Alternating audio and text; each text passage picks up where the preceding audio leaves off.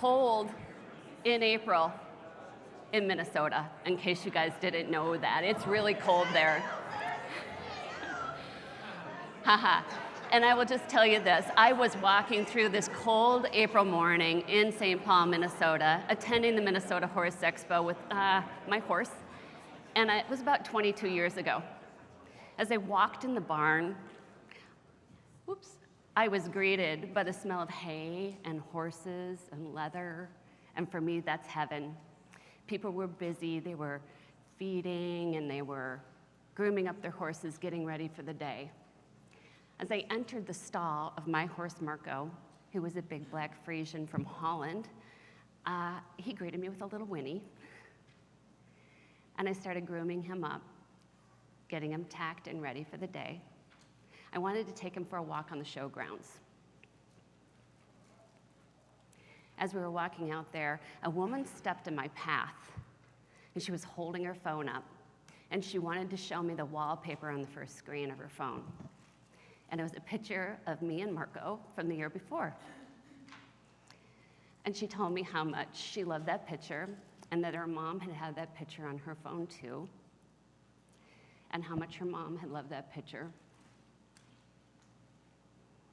And her mom had died 2 months ago. And she just wanted me to know how much that picture meant to her up until her last days. So soon I was surrounded by people. And they all wanted to touch my horse, to ask questions. They wanted to know more details. Some of them were sharing details. Some of them were sharing personal details about their lives. Some of them shared things that they wouldn't normally tell a stranger. They were talking about struggling with illness. They were talking about struggling with divorce. Some people were confined to a wheelchair, like this woman was. And Marco just dropped his head. People were crying. I was crying. I still am. It was super emotional for me, and it absolutely changed me. I was like on this emotional high afterwards for a couple hours. And so afterwards, as I was brushing out my horse, I was thinking about, gosh, I'm not unlike these people. I'm struggling too. I was struggling with my business. I didn't love it anymore. I was having people problems, both with my staff and with my clients. My staff weren't motivated. They were kind of just all over the place. My clients were always complaining, changing their mind about things, and then blaming us. It was a problem. And I was really searching for an answer. Like, what's missing? Like, why couldn't I have an experience in my business like I have with my horses, where it's just beautiful? And so then Marco stepped on my foot. And horses have a way of doing that. They want to bring you back into the present. It's not dangerous, or it is dangerous actually, to be around a horse if you're not in the present, because they'll step on your foot, they'll slam you up against a wall, they'll do all sorts of things. So as I limped out of the stall, walking down the barn aisleway, it hit me. That's the difference. That's the difference between my horses and my business. You see, my business is focused on doingness, but my horses are focused on beingness. So I wondered, could I bring beingness to work? So I started. I went back, and of course, as a visionary, I started straight with my clients, the most important thing. So I started really working with the client relationship and really starting to dig deeper. And I asked my staff to do the same thing, dig deeper, find out what's going on, get to know them, care about them, give them some love. And that really worked. Clients started feeling understood. They started working in partnership with us. It was a completely different experience. And some of my staff got that, and some of them didn't. So I realized I had to go a step further. So I started focusing on them, okay? I aligned my staff around my purpose, which was making a significant impact in the lives of others, okay? From there, we started working on our vision, and we started working on a plan to achieve the vision. And you know what? We created a movement. There was sizzle in the air. And that was the beginning of my journey as a conscious leader. Do you know that 82% of clients say that I'm not getting enough from my people? So the truth is, most business problems are directly attributable not to people, but to poor leadership or a lack of leadership altogether. And visionaries in the room, this starts with you. So what are the outcomes of poor leadership? Because there's 3 of them. The first is a lack of unclear vision. Okay, either your vision is unclear or it's uninspiring. People are coming to work for paycheck, not for passion. We're hearing more and more that people want to tie purpose to their work. In fact, in numerous international studies, a staggering 63% of employees don't have a clear understanding of their company's vision. Okay, so I want to test at least one portion of your vision. So let's do that quick little test. I want you all to please stand up. Oh God, she's making us stand up. Okay, I want you to turn to the person on your right, and if there's no one on your right, I want you to turn to the left and join the couple on your left, okay?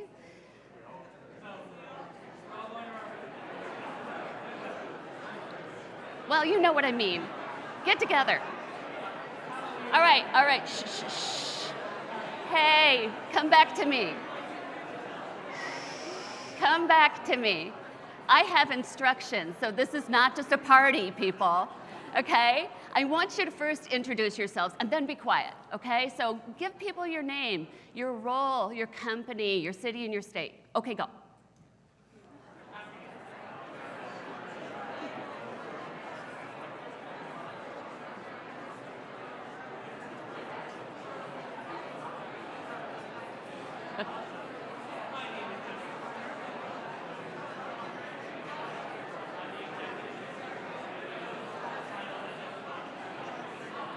Okay, you almost done? There's more. Come back to me. Woo! Come back. Okay, now here's the hard part. You're going to return to these people in just a second. And what I want you to do is I want you to share in one sentence or less, okay, your company's core target. That's 5 to 30 years out. Some people call it a 10-year target, right? The company's big, hairy, audacious goal between the next 5 and 30 years. So go. One sentence.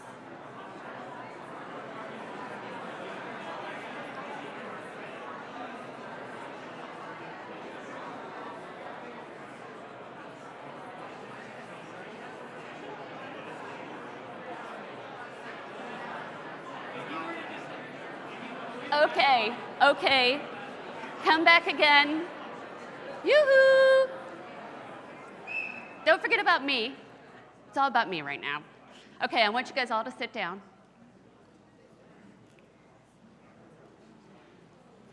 Okay, now, being open and honest here, show of hands, how many of you feel like you nailed it?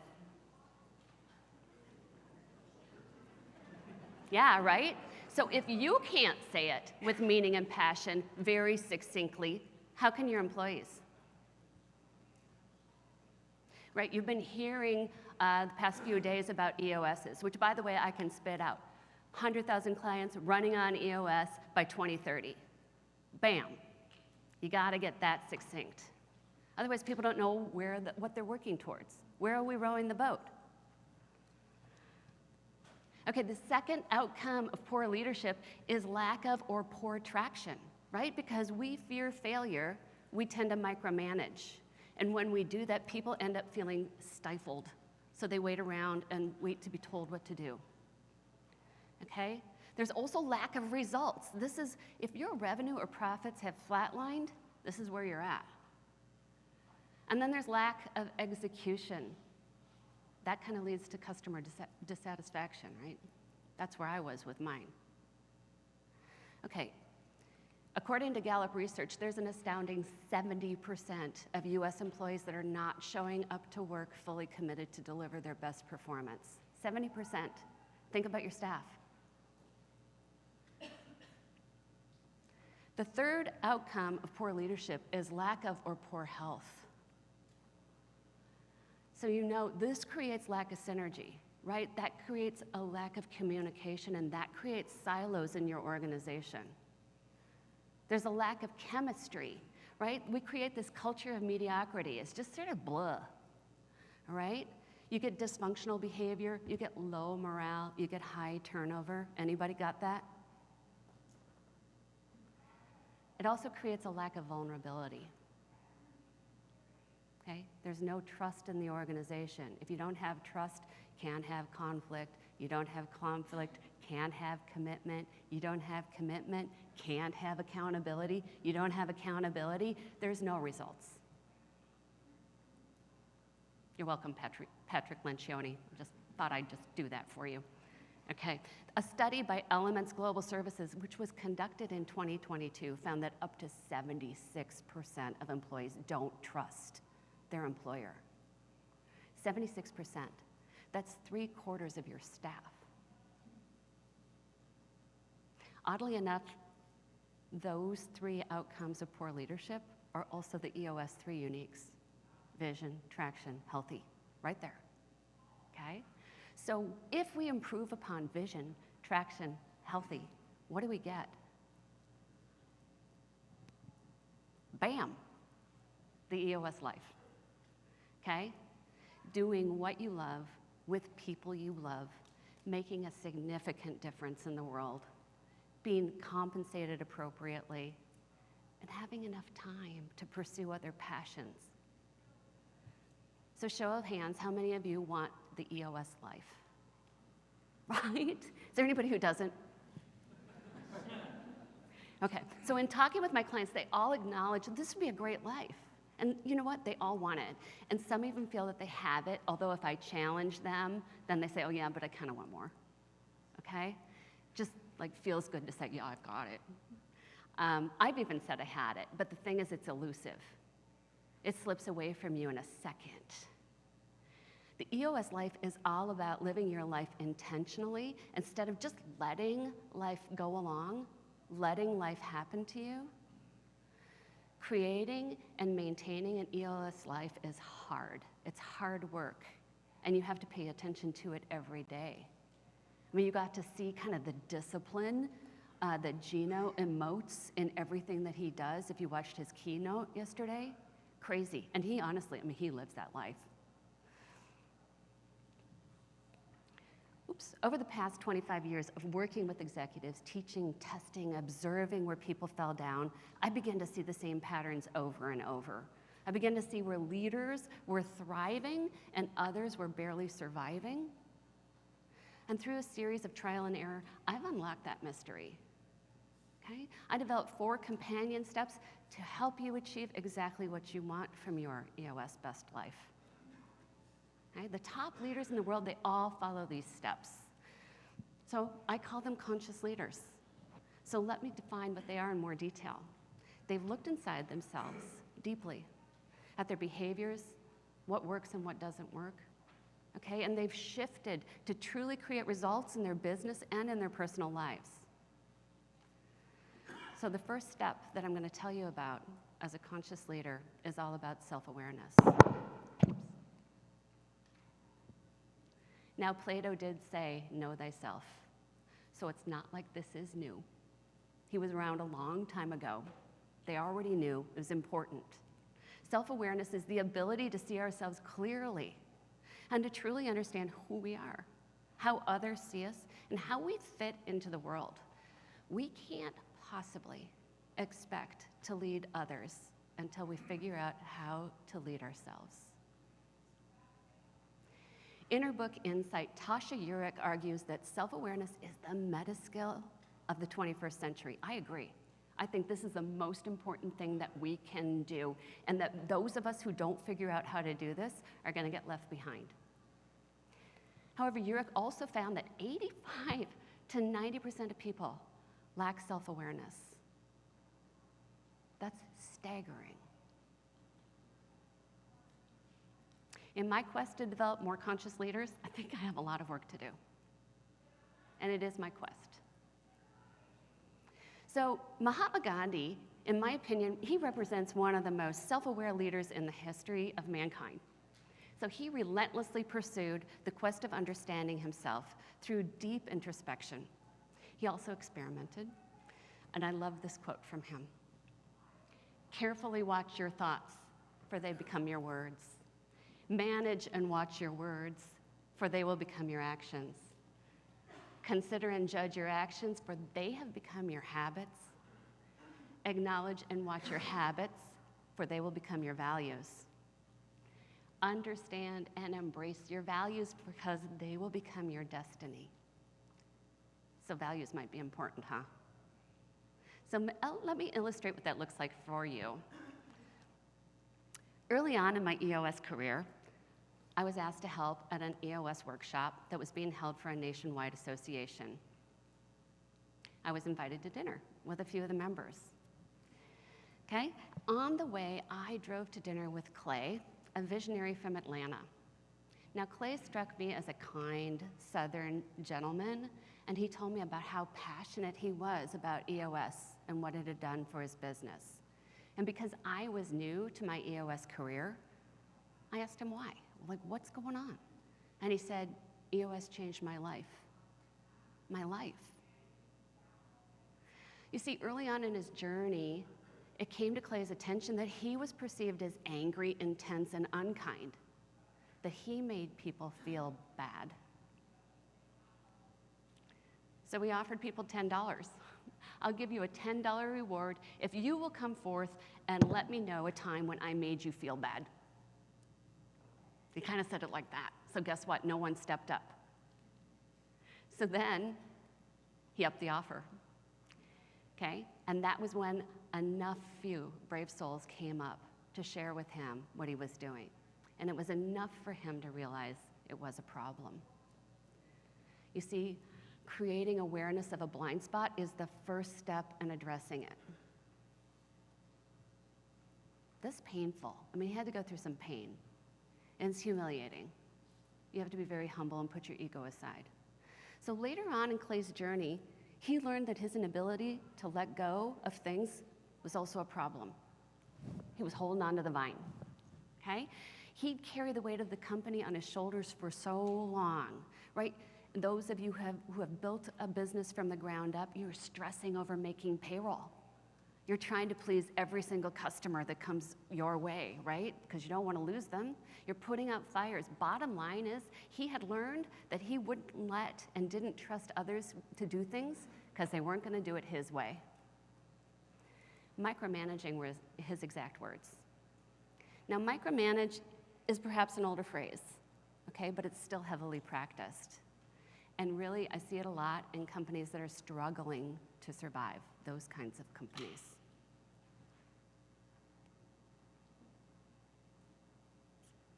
Clay had inadvertently created an environment where people stopped thinking for themselves and just waited to be told what to do. That's called learned helplessness. Okay? Learned helplessness is simply when someone feels there's no cause and effect to their actions, and it leads to a collapse in problem-solving strategies and creates generalized apathy, like they just don't care anymore. That was one of the biggest observations I'd had with the culture of my striving to survive clients, not my thriving clients. So I said, wow, like, what did you do? And Clay chuckled and he said, well, I created a scorecard with a measurable. How many times did Clay get in the way? Okay, so I said, oh my gosh, like, did that help? And he said, sure did, but it gets better. Clay not only changed at work, but he also changed at home. He became a kinder and more thoughtful and caring husband and father. He became a better friend. Clay is the oldest in a family of 6, and guess what? His siblings didn't like him, because he was pretty overbearing. Okay? He was able to repair those relationships and get closer with his brothers and his single sister. So I realized right then that this was a pivotal moment for me. Clay had pointed out to me a huge problem: blind spots. We all have our blind spots. Okay? A conscious leader bravely seeks them out and addresses their blind spots to improve their life both at work and at home. So I urge you to do the same. It'll cause you to become a better leader of yourself. And I'd like to show you how.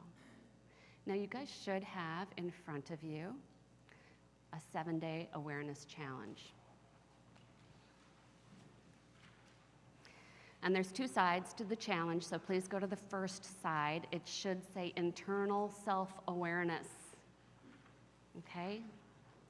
And on that first page, it asks you to self-identify what are the 7 critical ways that you impact others. Okay, so your values, your passions, your bucket list, your fit, those are pretty self-explanatory. But I'd really like to dig into how you identify your patterns, your reactions, and your impact on others. Okay, so let's start with your patterns. Your patterns are just your consistent ways of thinking and behaving.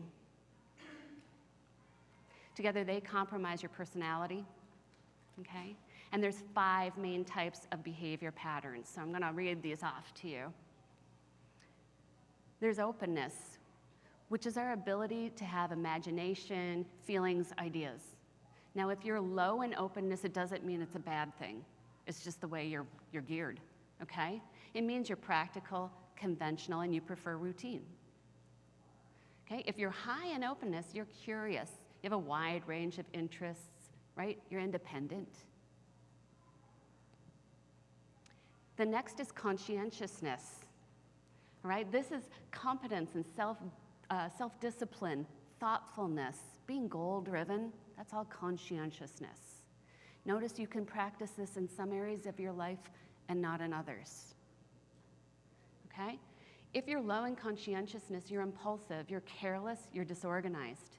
And if you're high in conscientiousness, you're hardworking, you're dependable, and you're organized. Third is all around extroversion. Okay, your sociability, your assertiveness, your emotional expression.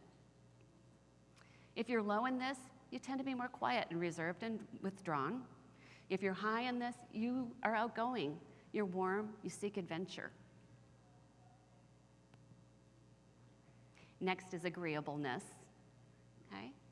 That means you're cooperative, trustworthy, good-natured. If you're low in this, you're critical, uncooperative, suspicious. If you're high in this, you're helpful, trusting, and empathetic. And finally is neuroticism, okay? And believe me, this is a real thing. It's a personality trait. We all know people like this, okay? They have a tendency towards unstable emotions. Right? If you're low in neuroticism, you're calm, you're even-tempered, and you're secure. If you're high in neuroticism, now I'm just saying, there's nothing wrong with this, it's the way we are.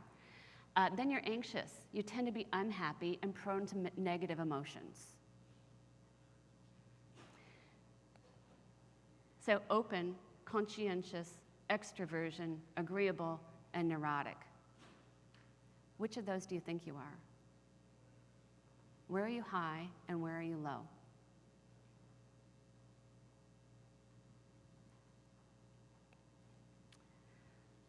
All right, let's move on to define our reactions. These are your responses that reveal your strengths and weaknesses. Things like getting defensive, feeling victimized, deflecting, blaming, shutting down, or getting angry, sometimes really angry. Being honest, which are your go-to reactions? This isn't that much fun, is it? Right? You have to take a good hard look at yourself. Last is your impact on others, okay?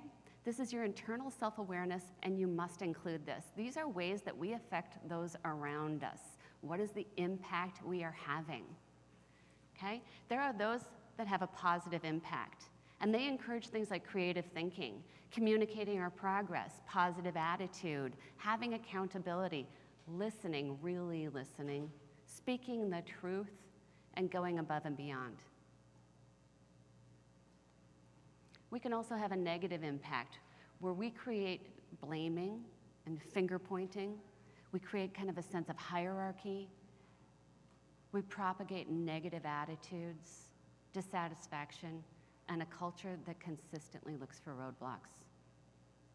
So again, being 100% open and honest, taking a good hard look at your culture, because that's where it starts. It begins with you.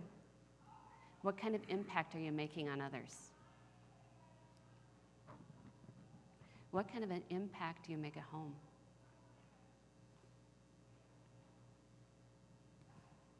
On page 2 of your 7-day challenge, we focus on external self-awareness. This is even more painful. I'll just tell you that right up front. Okay? There are at least 5 different ways to raise your external self-awareness, and I've listed them, and if you've been with EOS long enough, some of these are going to look super familiar. But I discovered that number 5 one, and that's what I want to focus on with you. It's called the dinner of truth. Now, this is a particular one that was new to me, and I wanted to test it out first before introducing it to you. My husband's name is Tom. He's sitting right in here. He's also an EOS Implementer. And recently, we were out at our favorite burger joint. We went to dinner. And it was a beautiful evening on the patio. We were watching the Arizona sunset. It was a gorgeous evening.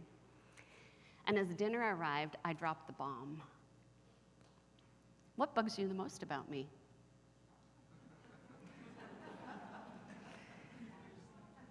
Now, poor Tom set down his burger and he looked at me and he goes,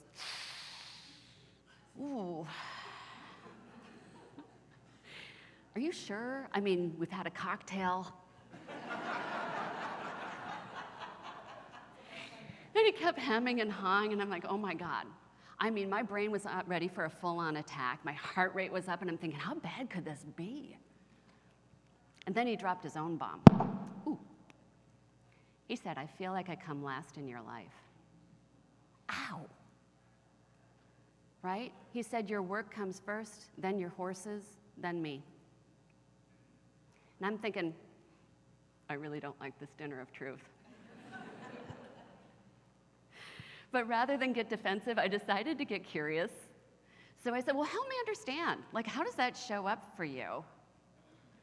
And he kind of brought up some past baggage, and he was kind of struggling, like he couldn't really come up with something new. And so I said, well, can you give me a recent example? And Tom went on to describe a request that he'd made to reset our family VTO. Now, for those of you who don't have a family VTO, I want you to go directly back home and ask your implementer for one, because it's an amazing thing to have. It had been years since we updated ours, but the weekend that we did, it was a beautiful weekend. We had great conversations, and we learned so much about each other. It was amazing. So I agreed, okay, fine. I'll plan another vision setting thing. I'll facilitate it. Let's get away. But here's what I observed. Blanket statements are rarely steeped in truth. Rather, they boil down to an isolated incident or two. Okay? That night, as we were getting ready for bed, Tom said, you know what? That was the best dinner conversation we've ever had. Because he felt heard, and he felt validated, and he felt like he got through. And he did. So, turns out this dinner of truth might have some advantages after all. You might want to try it. Because feedback is the breakfast of champions. It might not taste real good, but it is the breakfast of champions. Without feedback, we face the very real danger of contracting CEO disease. Now, before you laugh, I tell you, it is a real thing. And let's start with the good news. I said CEO disease is a real thing, but it isn't actually a real disease, so it's not going to kill you. But it can kill your business. CEO disease does not only affect notorious individuals, let's just say like Jeffrey Skilling, who, if you guys don't know who that is, he was the former CEO of Enron, but almost all leaders may be confronted with it at some point in their career. The term refers to a phenomenon of leaders who are living in what's known as a feedback vacuum. Now, one of my clients is in this room, and she'll always say, Susan, you're the only one who'll be honest with me. You're the only one who'll call me out. Hi, Joy. Because you see, the higher you climb within a hierarchy, the fewer people are inclined to share with you honest and often critical opinions about you, your decisions, and your leadership style, right? Does anybody have a bunch of that? So here's some symptoms of that. One of them is you're surrounded by yes men and women. Okay, they don't give you any criticism. You mainly get positive feedback about your fantastic decisions. So does that go to your head after a while? Absolutely. Or it could be that you're thin-skinned. Precisely because you never receive feedback, you tend to take it much more personally when you do. The third is, I call it, this guy's a jerk syndrome, okay? Everyone else thinks you're doing really well and that you're fantastic and wonderful, so why does that one person have to be such a pain, right? You and your posse of yes men and women are immediately inclined to label that person as negative or critical. Okay, so fortunately there's a cure for this awful thing called CEO disease, and it lies with becoming a more conscious leader, okay? Creating more self-awareness. Opening the stage for people to actually give you feedback. To squash any CEO disease that may be brewing in your organization, my wish for all of you is to just take this self-awareness challenge as a first step in your journey in becoming a conscious leader. I can't talk anymore. Okay? It's super important, and it all starts here. You want that EOS life? Do the hard work. You're probably afraid to do it. But fear is just an emotion, and it tries to protect us from perceived and not necessarily real danger. Okay? So don't let fear stop you from becoming more self-aware. I'm waiting for picture taking. So now that we've done a deep dive on your self-awareness, I want you to start focusing outward on your team. Step 2 in becoming a conscious leader is developing others and building that sphere of support. Because you're the average of the 5 people you spend the most time with. And I can tell you this, you spend more time, awake time, with the people at work than you do with your own family. Now, I said earlier that most business problems are directly attributable to either poor leadership or a lack of leadership altogether. And yet, we still continue to tolerate leadership inadequacy, not only in ourselves, but also in our leadership team. So I'd like to share another story. I'd like you to meet Mark. Now, Mark is one of my most beloved clients, okay? One of his core values is generous heart, and I swear he lives that every single day. So before starting our EOS journey, Mark called me because he wanted to talk about one of his leaders on his team who was disruptive. In our first session together, okay, I got to witness that firsthand. This individual was arrogant, condescending, and then he used remarks that were designed to confuse, deflect, and diminish the ideas of others. Okay, so during a break, Mark sought me out, and he said, what do I do? Now, I don't fix things. I ask questions. So I asked him, are you prepared to take any action on this issue? And he said, well, first he turned white, and then he said, no. Okay, so he continued on with this leader and his team with lackluster results for about a year. Okay, and then came our annual planning session. I will just tell you the team wasn't very open and honest when it came to giving feedback and those kinds of things. But this particular leader was still once again disruptive, and he was trying to deflect and blame others for the fact that he had not produced one single result in the past year, not one. 2 days later, Mark fired him, and he called to let me know. And he said it was obvious in our first session that I should have taken action then, a year ago. Okay? So I asked him what he thought the impact of the delay was on his business, because I get sick and tired of people not dealing with their people issues. By his own estimates, Mark figures it cost him about $1 million. So Dr. John Sullivan is a world-renowned expert on talent management, and he developed an easy calculator for determining the cost of a wrong person in the wrong seat. Okay. So assuming that we have a leader that's making about $100,000, it can cost up to 6.7 times their annual salary, or $675,000 per year that you put up with this. Okay? After Mark made his decision to let this person go, I saw a huge difference in the leadership team. They became open, they became honest, they became vulnerable, they established trust. And from there, they built upon the trust to create robust results. They're doing amazing now.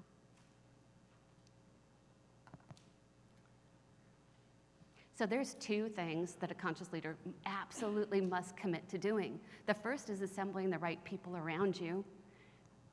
And the second is divesting the wrong people around you.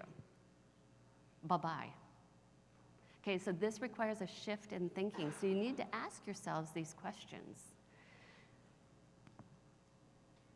Instead of saying, come on, this is what I can afford right now, I want you to shift your thinking to think, will this person help me reach my core target? Instead of saying, I like him or her, they're just like me. This is what I like to do. I want you to shift your thinking to ask, am I creating a diverse and robust team? But maybe they don't think like me. Instead of saying, his or her experience is just what we need, okay? I want you to shift your thinking to ask, does he or she align with our values? Because did you know that we tend to hire for experience and fire for values? Think about the people you've had to let go. Okay, so show of hands, open, honest, vulnerable. How many people in this room think they have at least one leader issue? One leader issue. Be honest, right? If it's not a hell yes, it's a hell no. Okay? And people issues? Come on, get them up there. Deal with it, people. Okay? Let's talk about divesting the wrong people. So in his book, Traction, Gino describes the 36 hours of pain that precede an employee termination. He says you may be grappling with a tough people decision. Maybe you've wrestled with this for months. Maybe you've wrestled with this for years. He goes on to say, I urge you to solve it for the long term and greater good of your company. Company first, right? He says, save yourself and your people the hassle. After all, once you do it, you should only experience about 36 hours of pain. So for all you budding conscious leaders that I'm trying to develop right now, I invite you to conduct a brutally honest people analyzer, at least on your direct reports. Do they truly meet your values? Really? Do they really GWC right now and also in the future? Are they going to help you reach your goals? So now that you're aware of who you are and you've assembled your dream team, it's time to put the pedal to the metal, which leads us to our next step. Fear is just an emotion that tries to protect us from perceived danger. Don't let it stop you from building your dream team.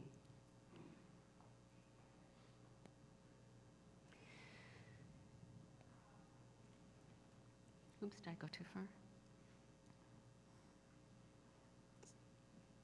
Okay. I did. Okay. Step 3, accelerate the engine.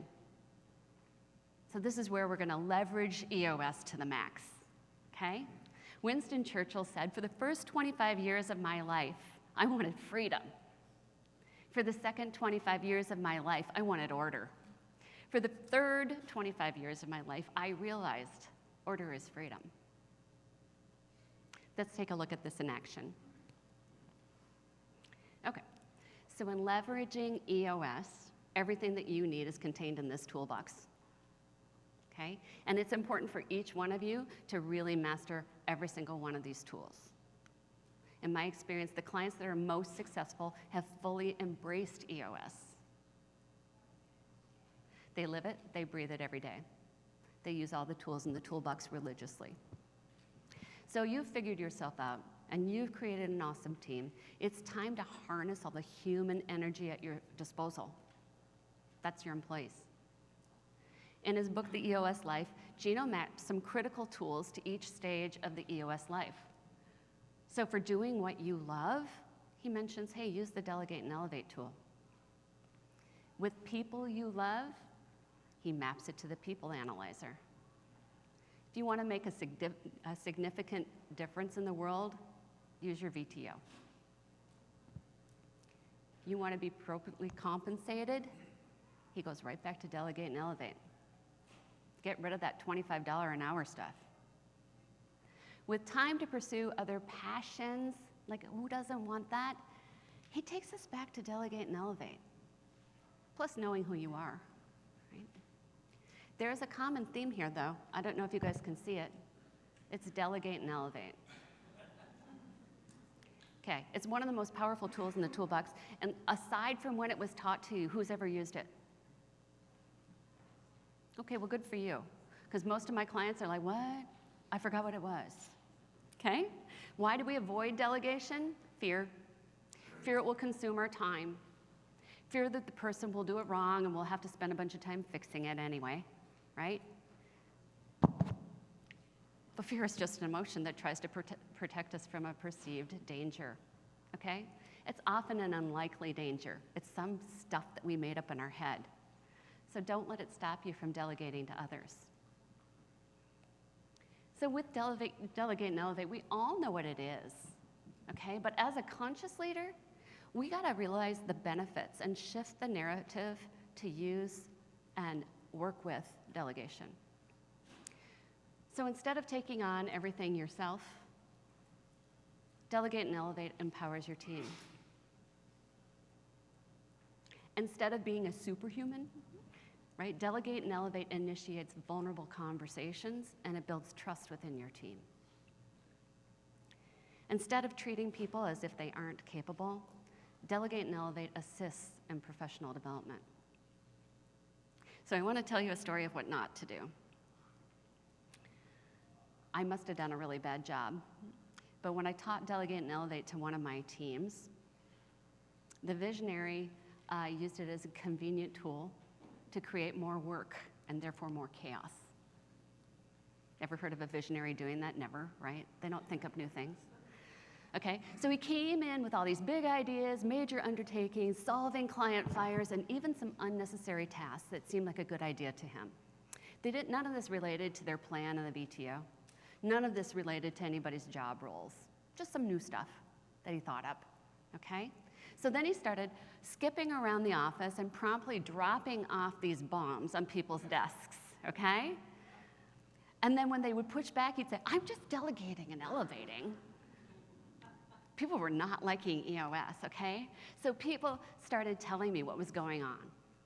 I found out, okay? And then he promptly got a re-education of the tool with a big scolding, okay? The moral of the story is simply this.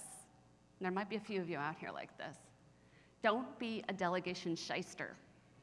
That was my nice way of saying shithead. I don't know. Okay. We delegate with responsibility in mind. We take things that are on our plate and we give it to people who have the bandwidth and ability to actually do it. Not the other way around. Okay, we train them. We make ourselves available for questions. We don't just drop it off and run. Okay? And we continue on the sidelines until they have it. So let's see what good delegation is like in action. Here's Russell. So Russell had some negative delegation experiences that he learned from so he could create more positive ones. During a large reorganization, Russell was asked to integrate 5 separate functions. Okay, so he met with the department heads and he really brainstormed with them on how they were going to design and complete the integration. It's an important thing. For anybody who's had to integrate, it's hard work. Okay? So he delegated several projects to each leader, and with a few weeks, he saw that one of the departments was falling behind, and it didn't take long for him to assess that it was the leader. Okay? The leader, it turns out, was unhappy with the integration, and he felt like it was going to diminish his power. And so he was just refusing to cooperate. So from that, Russell had to replace him. And he also learned from his failure. It's really super important to delegate to somebody who's genuinely on board. Okay? Good learning. Failures always bring about learning. But these days now, Russell looks for delegation opportunities that will benefit him, that will benefit the employee, and that will also benefit the company. He's growing the individual. Okay, so for example, he was recently asked for a review of the business, and so Russell delegated that to a brand new hire. Okay? He felt it was a great way to orient the employee. He felt like maybe that employee would have a fresh pair of eyes and actually see some blind spots that nobody else was seeing. He also knew there was risks. Trusting a newcomer with such an important task, I mean, it's risky, right? But he decided to mitigate that risk, okay, by providing clear instructions, by encouraging open lines of communication so that they could ask questions, add comments, and then scheduling regular checkpoints. So here's my ask. Please go home, do a delegate and elevate exercise, build yourself a rock for the next quarter to delegate at least one item off your plate. If you really want to be good at it, you should do this every quarter. Get another thing off your plate. Because the more we get off our plate, the more we can focus on beingness. So now that you're on the path to using EOS to the max and you've freed up more time, it's time to turn in, once again, inward, okay?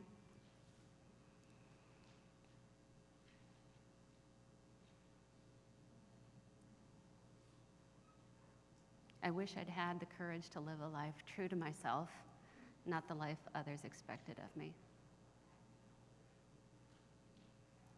I wish I hadn't worked so hard. I wish I'd had the courage to express my feelings. I wish I'd stayed in touch with my friends. I wish I'd let myself be happier. These are all forms of beingness. And they're also the common regrets at the end of life. Okay? So our last step helps conscious leaders avoid having those regrets. And my husband knows I'm always asking this question. Like, when I'm 90, will I care about this argument? When I'm 150 and I'm on my deathbed, will I care how hard I worked? Probably not, okay?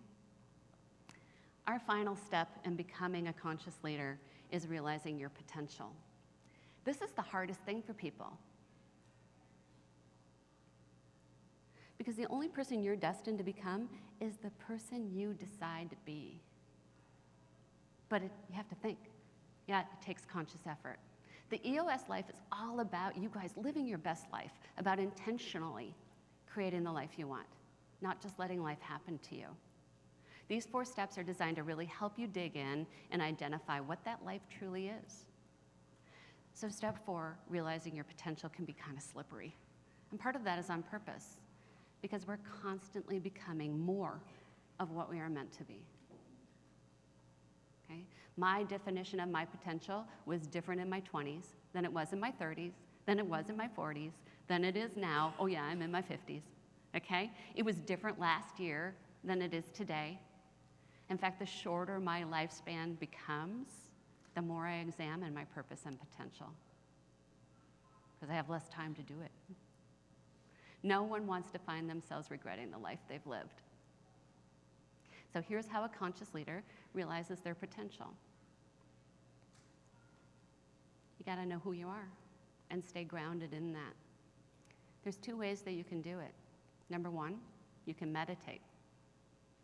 That's a great way to take your ego and give it the drop kick into the background. Okay? The second one is to seek feedback. continually. It's not a one and done. The second thing that we can do is to remember to always stay humble and kind. There's 2 ways we can do that. I always say you gotta practice gratitude if you wanna maintain a positive attitude. Also help first. When you're being humble and kind, that includes speaking the truth, giving other people positive feedback and not sugarcoating anything. The third thing that we can do is to develop a growth mindset. We have to never stop growing and stretching ourselves personally. We all think about it in our companies. How many people think about personally? What have I done this year to grow myself? Okay. 2 ways you can do it. One is this personal growth. I went on a year of personal development. Oh my God, it was so painful. That's when I'm going to share a story from that. The second is to build your team. And what I'm talking about here is your team of advisors, okay? These can be a coach. It can be your EOS Implementer. It can be a peer group, okay? Sometimes it's a spouse. Sometimes, like, rest in peace, it was my dad. He was amazing. The last thing we can do is to give back. Okay? We can do this by involving and developing others along the way. Gino Wickman said in the EOS Life that a leader isn't a true leader until they develop a leader who in turn develops other leaders. Okay? I'm not a true leader until I develop some conscious leaders who develop other conscious leaders. And really, join a cause, be a part of something, because that's really what we're here for. It could be part of your faith. For me, it's being part of my little horse world. I have some amazing friends that just reside in my barn. Some of them are horses. Okay? It could be part of this EOS community, which I'm hoping that you're finding out is amazing, full of really cool people. All right? I want to illustrate for you how these 4 steps to living your best EOS life have played out for one of my clients. So please meet Sarah.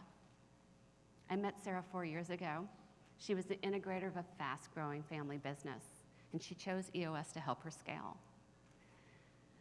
Not very long afterwards, she succeeded her father to become a 36-year-old visionary of a $250 million company in a male-dominated business. Okay, now Sarah is smart as a whip. Okay, and she brought years of experience. She had worked in every single seat of the company. She knew that company inside and out. She had an advanced degree. She also brought her blind spots. Okay, her biggest one was, oh, guess what? Fear of failure. Okay? So in the beginning, Sarah came to me with several problems. The first one was she was accused of being controlling. Okay? She had people issues. Her company lacked vision. No one was living up to her core value of accountability. Like she would have had to fire the whole company. Okay? So it made executing pretty difficult. Sarah's response was just to work harder, and that only compounded the problem, because then she had no personal life. Okay? It's really hard to hold a $250 million company up on your shoulders all by yourself.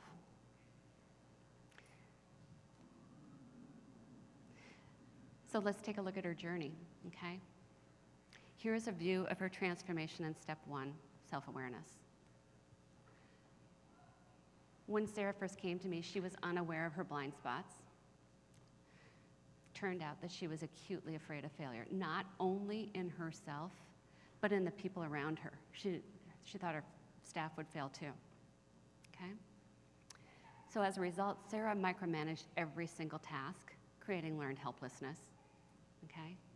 As a $250 million company, Sarah inadvertently positioned herself as a bottleneck within the company. She had to check everybody's work before it could go out. okay? The tool we used here was the 7-day self-awareness challenge. Sarah did the hard work, okay? In her transformation to a conscious leader, Sarah began to develop a greater sense of herself, who she was, how she impacted others. She faced her fear of failure, learned that it wasn't such a bad thing. Failure's okay. That's how we learn. She now understands that failure is our path to learning. Along the way, she discovered that her passion in life is building great relationships. So here's a view of her transformation in step 2, developing others. When it came to that, Sarah's fear of failure struck again. Her leadership team learned how to activate that fear and use it against her in order to get what they believed was the right way. They created separate fiefdoms. Okay? They managed information and kept secrets from Sarah. So her dysfunction became their dysfunction. Because guess what? 1 ounce of dysfunction at the leadership team level creates 2 tons of dysfunction within the organization. Okay, so the tool we used was a people analyzer. So as Sarah began to focus on developing her team as a conscious leader, she realized she had to confront the individuals and their behavior. Out of a team of 5 leaders, 3 were the wrong people in the wrong seats. As she applied pressure, 2 of them self-selected out, and the 3rd one was let go. Sarah has now invested in a 6-person leadership team. They're all the right people in the right seats, okay? They have passion, they share her values, they have the potential to help her reach her core target. So here's a view of her transformation in step 3, where she had to accelerate the engine. In the beginning, Sarah had no results, no commitment to accountability. The dysfunction in Sarah's team trickled down to create a me, not we, culture. At the very best, if they had any we, it consisted of a department. That's a silo, okay? Entitlement reigned throughout the company, okay? Employees complained like children. Like, I didn't like the way this person looked at me. That happened a lot. They were coming to her office. Her results were abysmal. So unintentionally, Sarah had created this toxic environment. She's the most untoxic person you could ever hope to meet. So I don't want you to think it's only icky people who create toxicity. It's not, okay? Others in her department were coming toxic too. The tool that we used here was delegate and elevate. In her transformation to conscious leadership, Sarah had both a supportive leadership team and she also had EOS, which was a common language for them all to speak. All right? Now everyone is aligned with their vision and everyone knows what their role is in achieving the vision. That's one of the goodies in the goodie bag that EOS brings. I love that. The focus has shifted to we the company, not me the individual. It's a team working towards a solid purpose, okay? They routinely celebrate their successes, and they objectively review and learn from their failures. This happens every quarter in their state of the company. All of her leaders are religiously delegating tasks once per quarter so they can free up more time to focus on beingness, not so much on doingness, all right? So lastly, here's a view of Sarah's transformation in step 4, realizing your potential.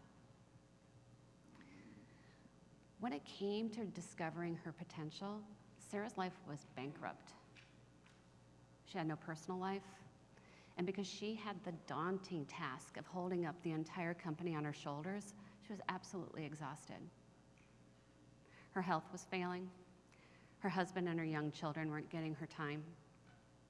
Okay? She broke down often on the phone with me, crying. The unintentional result was Sarah felt victimized by her own actions and completely out of control. Here's the tools we used. Know who you are. Always be humble and kind. Maintain a growth mindset and give back. As a full unconscious leader, and she is full on, Sarah is now firmly rooted in who she is, okay? Where her behaviors and beliefs can trip her up, at least she knows what they are. She has relentlessly worked to create her dream team, right? Where they're willing to share the burden of holding that company up with her. As they leverage EOS, they're starting to see amazing results. And Sarah's able to focus on time, blending her purpose, right? Which is creating strong relationships with her potential, which is giving back to her family and her community. She's more involved with her kids, okay? She takes on a more active parenting role. That's a big one. She schedules regular vacations with her family. She schedules regular date nights with her husband, okay? She serves on 2 boards that sponsor activities that her children participate in. Sarah is a conscious leader, and she's living her best EOS life.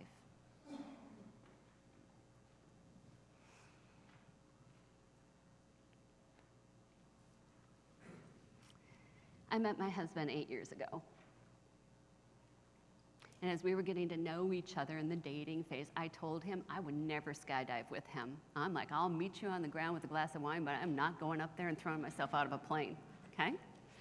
As I've transformed to a conscious leader, though, I recognize that I have my own self-sabotaging behaviors, okay? I tell myself that I'm not capable, okay? That's just a fear of failure. All right, one day, my mouth spoke before my brain could catch up. This often happens. Stuff just comes out, and I'm like, ooh. So I told my husband, I've changed my mind, and I will go skydiving with you. Remember that day? He made the appointment so fast before I could change my mind, and before I knew it, we were in a car, and we were fighting like cats and dogs because we were both so amped up and anxious, okay? And when we got there, we sat in this lobby waiting, which just made the anxiety go up higher. And we watched a couple of videos. The first one was awful. There was this woman screaming and crying. They're videoing her from the drop, from the moment she jumped out of that plane until she hit the ground. I'm thinking, oh my God, I'm gonna die. All right, the second video, though, was Will Smith. And he was doing a motivational speech, and he was talking about this skydiving event that he had done with his son in Mumbai. And he said something that it stuck with me, it stuck with Tom. We've talked about it a lot. He said, God puts all the best things on the other side of fear. So I decided to change my thinking. Because, you know, fear is an emotion that tries to protect us from perceived danger, like throwing yourself out of an airplane. I don't know if anybody else thinks that might be dangerous. Courage, however, is a decision steeped in self-confidence. So I chose courage that day. As a first-time skydiver, I was strapped. I had this experienced skydiver, like, strapped to me. So I decided, well, I'm just gonna give him control, as if I had any. Okay, I had an amazing experience. I didn't scream, I didn't cry, I willingly jumped out of the plane. Because I broke through fear, I was able to experience all the good things on the other side. Awe, beauty, a sense of accomplishment. This idea that I can do anything that I put my mind to.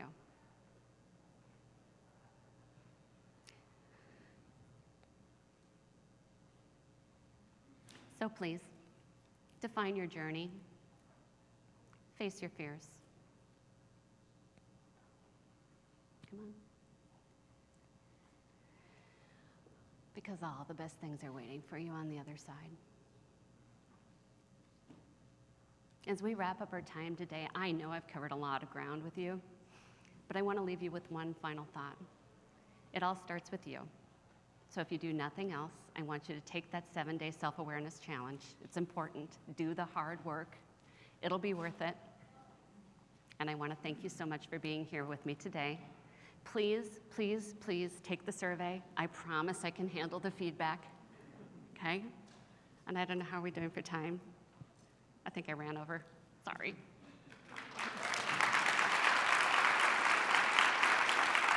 Thank you.